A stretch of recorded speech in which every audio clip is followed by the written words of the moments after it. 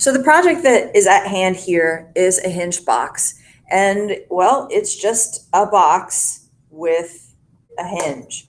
And the hinge is just a little piece of tubing that has a piece of wire that goes up through and down. I bend these down so that they'll fit right in here, and one moves independently of the other.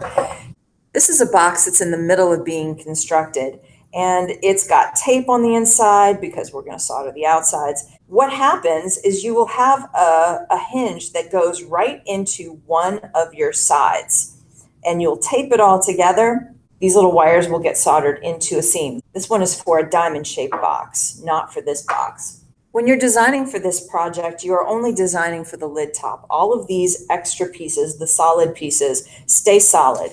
The arrows on this diamond shaped box just mark which direction they go upward. So you can follow glass grain if you want it to go a certain way, if you want the streaks in the glass to go a certain way. The bottom is always, it's smaller than the lid top. The lid top is meant to extend all the way out to the sides and cover them. Sometimes it may even go just a little bit beyond, and that's all right. When you're designing, you're going to first start with a plan sheet, but you can have any kind of design that you would like. The only thing that you want to make sure of is that you allow for where your hinge is going to be.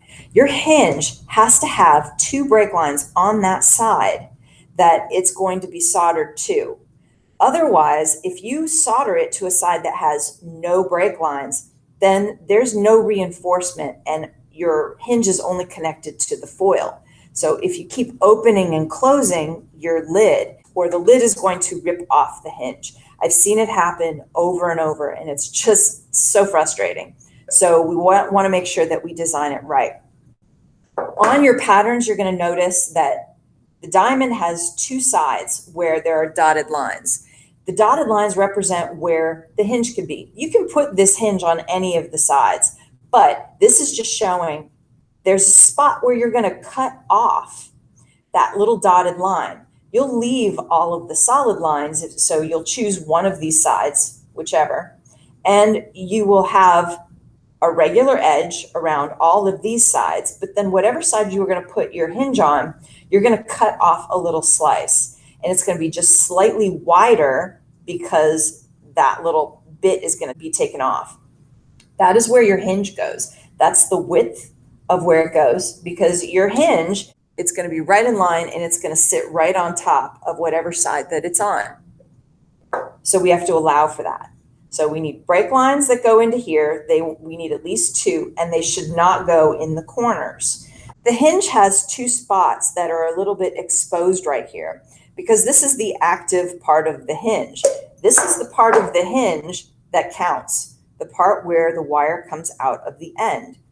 If you have solder any place right here or right here, the hinge freezes, and guess what? You will have a box that won't open. We want to prevent that by making sure that we only have break lines that are right in the interior of that side. So that's where I've got markings right here.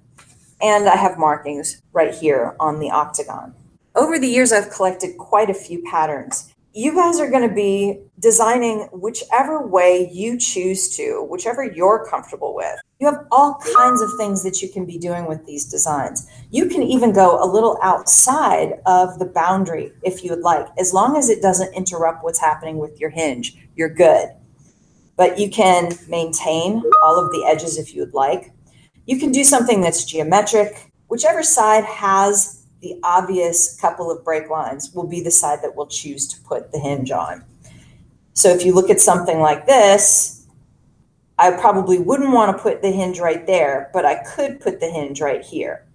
So you can modify this because we're taking a little slice out. So if this is right in the center, you might have to scoot it down just a little bit so that this triangle and this triangle end up looking even after you've sliced off the top. It doesn't matter so much, but some people get a little twitchy about their design. This one's a really cool one because it goes off the edge a little bit. So if it goes off the edge, you can avoid having a break line right there. So you can just white it out or just kind of scribble it out so that you know that you don't cut it that way. Keep it simple. You have a minimum of 12 pieces, probably, unless you're really, really good at cutting. This person was really, really good at cutting. They put in 35 pieces. That's very ambitious. You could do it if you have really good craftsmanship, but I would say right around 24 is about right. This one has about 33 pieces in it. This one has, I think, 15. This one has 20. And this one has 28. This one has 35. So it's up to you how you want to handle this. If you're going to do something that's really geometric like this, use a ruler. I highly recommend that. And you will draw it directly on the pattern, and then you will make a copy, including where the dotted line is and where your hinge is going to be, on either a second copy of this or on a plain sheet of paper. You will not need to make a copy of any of these things here, just what is here. And you will number both. And before you start cutting them, you'll want to put in your color codes.